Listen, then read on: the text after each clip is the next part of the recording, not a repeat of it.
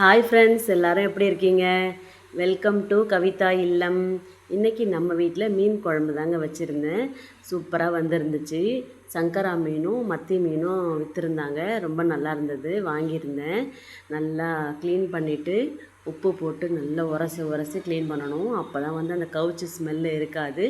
மீன் குழம்பு நல்ல டேஸ்ட்டாக இருக்கும். அப்படி தான் நான் நல்லா சுத்தமாக கழுவிட்டு நல்லா புழிஞ்சி எடுத்து வச்சிட்டேன். 1 கிலோ மீன் வாங்கியிருந்தேன். சரி, பாதி மீன் போட்டு குழம்பு வச்சுட்டு பாதி ஃப்ரை பண்ணிக்கலாம் அப்படின்னு சொல்லிட்டு மீன்லாம் தனித்தனியாக பிரித்து வச்சுருந்தேன். என்னோடய ஃப்ரெண்டு வந்து மாங்காய் கொண்டு வந்திருந்தாங்க. அந்த மாங்காவை காட்டுறேன் பாருங்கள். அவ்வளோ அருமையாக இருந்துச்சு மாங்காய். நம்மளுக்காக ஆசையாக கொண்டு வந்து கொடுத்துருந்தாங்க. சூப்பராக இருக்குது. என்னோடய ஃப்ரெண்டு அவங்க வீட்டில் காய்ச்ச மாங்காய். கோயிலுக்கு வருவாங்க. அவங்க வீட்டில் காய்ச்ச மாங்காய். போரூர்கிட்ட தான் வீடு. அவங்க தோட்டம் மாதிரி வச்சுருக்காங்க. எவ்வளோ சூப்பராக இருக்குது பாருங்களேன். எனக்கு கொண்டு வந்து கொடுத்தாங்க. நேற்று கோயிலுக்கு போயிருந்தோம்ல, அப்போ எனக்கு எடுத்துகிட்டு வந்திருந்தாங்க. நாங்கள் எல்லோரும் ஷேர் பண்ணி எடுத்துக்கிட்டோம். இது கொஞ்சம் பழுத்த மாதிரி ஆயிடுச்சு. ஆனால் டேஸ்ட்டு சூப்பராக இருந்துச்சு. இன்னொரு ஃப்ரெண்டு கொடுத்துருந்தேன். அவங்க வீட்டுக்கு கொண்டு போய் கட் பண்ணி சாப்பிட்டு பார்த்துட்டு சொல்லியிருந்தாங்க நல்லா இருக்குதுன்னு சொல்லிட்டு. இதெல்லாம் கொஞ்சம் பழுத்துருச்சு. சூப்பராக இருக்குது. இந்த காயை வேணால் மீன் குழம்புக்கு போடலாம். சூப்பராக இருக்கும். தக்காளி வெங்காயம்லாம் கட் பண்ணி வச்சுருக்கேன். கொஞ்சமாக கட் பண்ணி மீன் குழம்புக்கு போட்டுக்கலாம்.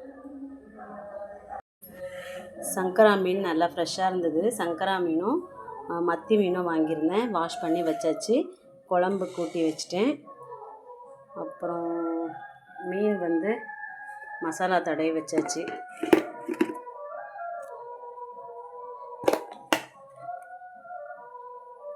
நல்லா ஊறட்டும், அப்புறமா வறுத்துக்கலாம்.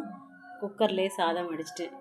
சரி, மீன் குழம்புக்கு குக்கரில் வடித்து சாப்பிட்லான்னு சொல்லிவிட்டு குக்கர்லேயே வடித்தாச்சு.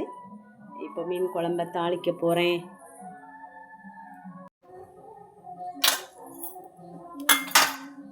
கொஞ்சமாக தான் மீன் குழம்பு வைக்க போகிறேன்.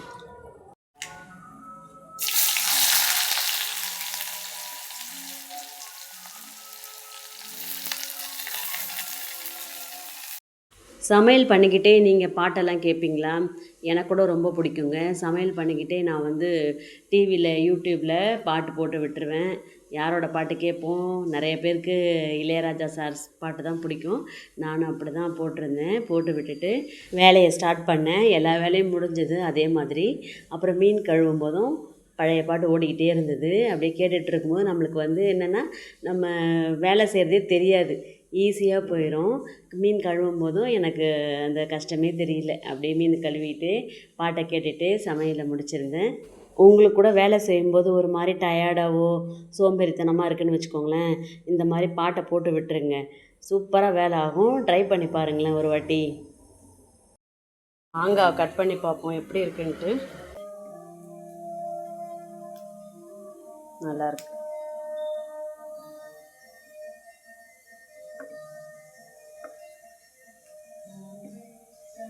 ஒரு கையிலே ஃபோனை பிடிச்சிட்டே கட் பண்ணுறேன். நான் அப்புறம் வாஷ் பண்ணி எடுத்து வச்சுக்கிறேன். அது ரொம்ப போட்டாலும் புளிப்பாக இருக்கும்.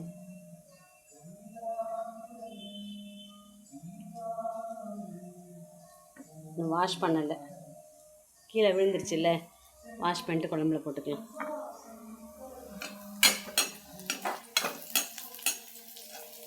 நான் கொஞ்சமாக தான் குழம்பு வைக்க போகிறேன். அதனால தான் சின்ன கடாயில் வச்சுட்டு. மீன் குழம்புக்கு எண்ணெயெல்லாம் கொஞ்சம் கம்மியாகவே சேர்த்துக்கலாங்க. ரொம்ப எண்ணெயை சேர்த்துட்டு நம்ம வதக்கும் போது அழகாக இருக்கும். அப்படி அழகாக தான் இருக்கும் வதக்கி காட்டும்போது. ஆனால் உடம்புக்கு நல்லது இல்லையா? அதனால் வந்து எண்ணெயெல்லாம் நான் கொஞ்சம் கம்மியாக தான் சேர்த்துக்குவேன். குழம்பு முக்கால்வாசி கொதிச்சிருச்சு.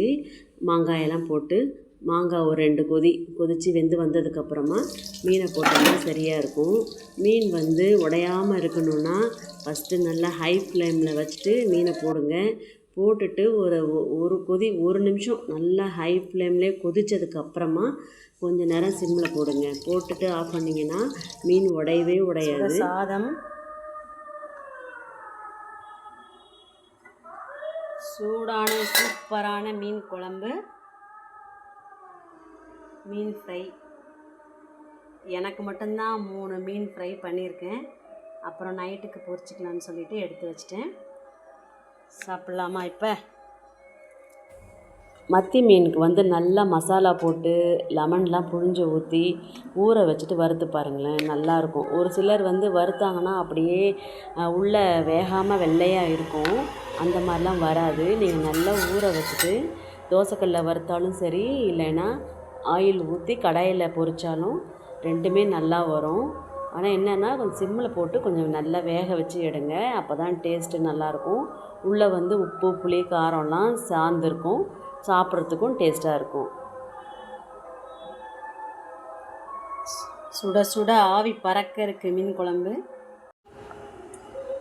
மெயினாக மாங்காய் வைக்க மறந்துட்டேங்க. மாங்காய் வச்சு சாப்பிட்டாதாங்க சூப்பராக இருக்கும். இவங்களுக்கு லஞ்ச் பாக்ஸ் காலையிலே பேக் பண்ணி கொடுத்துட்டேன். அதனால் மீன் குழம்பு மதியானத்துக்கு கொடுக்க முடியல. இருக்கட்டும்பா, நான் நைட்டுக்கு வந்து சாப்பிட்டுக்கிறேன். குழம்புல நல்லா மீன் ஊறி இருந்தால் தான் டேஸ்ட் இன்னும் நல்லாயிருக்கும் அப்படின்னு சொல்லியிருந்தாங்க. ஓகே, இந்த வீடியோ உங்களுக்கு பிடிச்சிருந்துச்சுன்னா மறக்காமல் லைக் பண்ணுங்கள், சப்ஸ்கிரைப் பண்ணிவிடுங்க. பாய். நெக்ஸ்ட் வீடியோவில் பார்க்கலாம்.